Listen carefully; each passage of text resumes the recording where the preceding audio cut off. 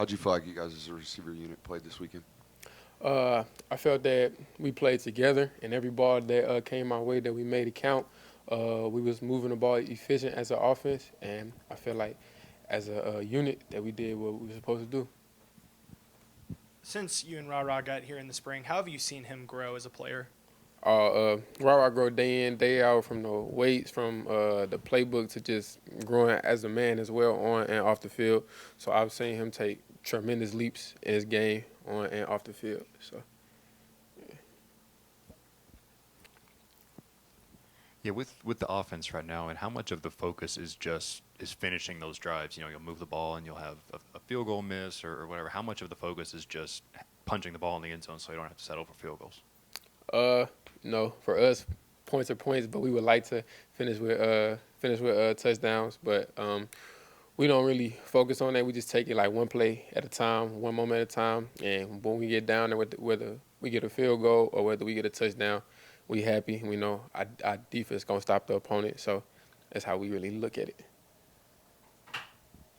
Why do you think opponents have had some success in terms of, you guys have no issue getting into the red zone, but then when you get down there, it seems like sometimes, I think you settled for 3 field goals on Saturday. What's sort of led to some of those issues for the offense? I don't really say they was issues. I would just feel like that's how the drive played out.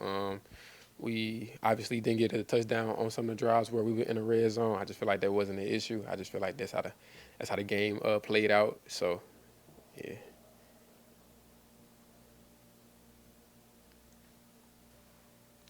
Seemed like they were dialing up some pressure early in the football game.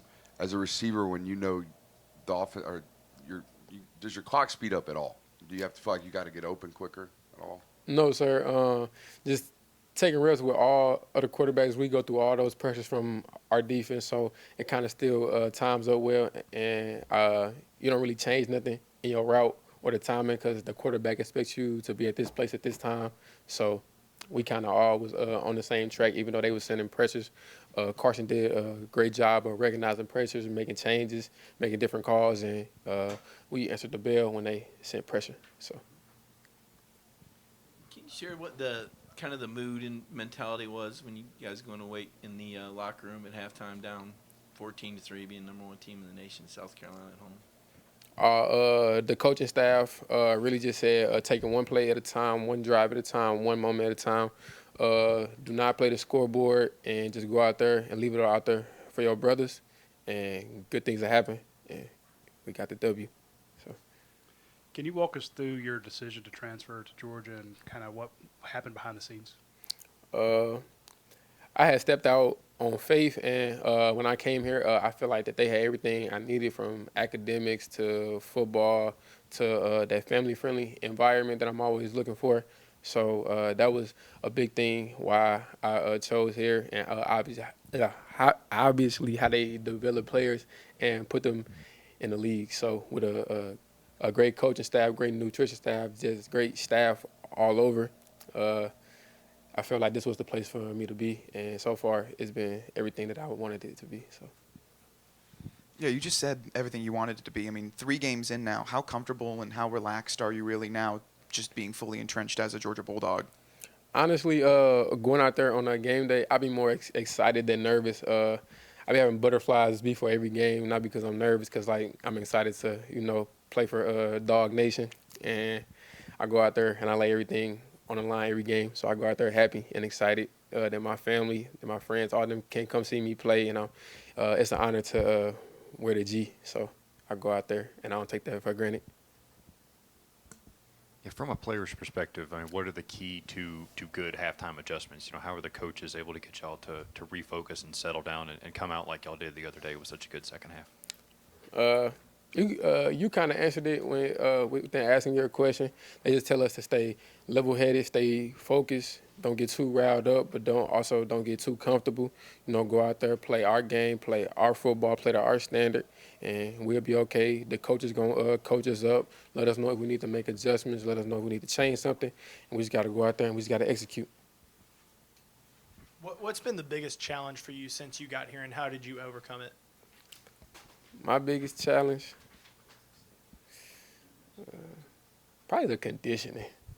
and just how they practice. Georgia practice on a different level. Not everybody gets to see that. That was probably how they practice. I came in. I wouldn't say it was a challenge for me. It was just something that I had to get used to, and I adapted pretty quick. And the Georgia Nation, they brought me in with open arms, so it was an easy process for me. So.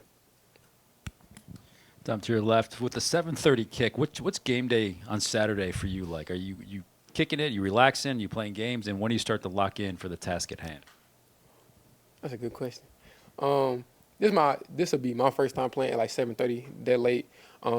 That whole Saturday that you're locked in, like you don't have to be, like got your mag dog face on at 12 o'clock. You can kind of let your family come in, kick it with them, talk to them before the game. With kickoff being at 7:30, I'd probably say I start to lock in around like 4-ish. Probably like go to my room, listen to music, talk to my players, talk to my coaches about what we gonna do. Probably get a little stretching in and start to lock in about that 4 o'clock range until it's time to play ball. One, what kind of music do you listen to put you in that mood? And then two, now that Carson's got 3 starts under his belt, first SEC start, have you seen him grow and develop over that time? First question, this might shock a lot of people. I listen to R&B music. I like to be calm before the storm. I know some people, they got their own flow. They might listen to like a lot of rowdy rap music. I like to listen to R&B, like to be calm before I go out there. That's the type of music I listen to. And if you don't mind, could you repeat the second part of the question? Yeah, just have you seen Carson grow and develop through his first 3 starts?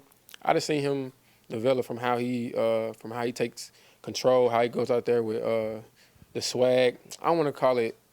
He's very poised, and he doesn't let a lot of stuff get to him, and he goes out there.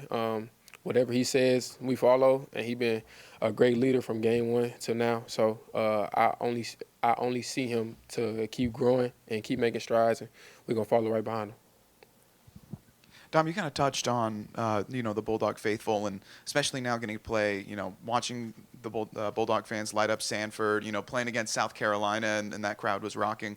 What has kind of been your interpretation of them and the environment of playing in Sanford Stadium in front of the Bulldog faithful?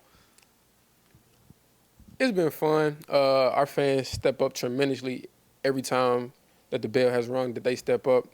They haven't failed us once. I continue to move forward with Dog Nation. I think Neyland Stadium, every day that I step out there, we cannot do it without the fans. So I feel like Athens is just one big family. It's not just the football team. It's the fans, the teachers, the staff, y'all. I just feel like that we are just one big family. So. Got time for 2 more questions.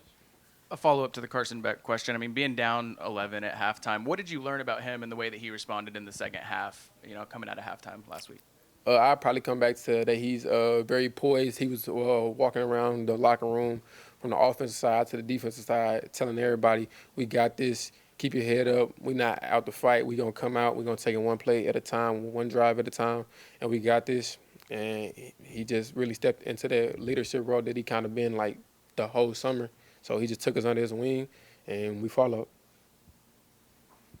Dom, Kirby's talked about a lot of these quick passes being kind of a extension of the run game. How much are those called at the line? And then is there a different mentality when you know you're going to kind of get that quick pass? I got to think you got to turn the juice on pretty fast, right? When I know I'm going to get the ball, nothing really changes in my mind. I just think every time that I touch the ball, touchdown, I'm trying to get to the touchdown by any means necessary. And I feel that the quick game is a plus for us, knowing that, we have a great offensive line that's going to move guys up front. Our running backs are good, so that's just another weapon for us to use moving down the field. So I feel like it's just a plus for us. So.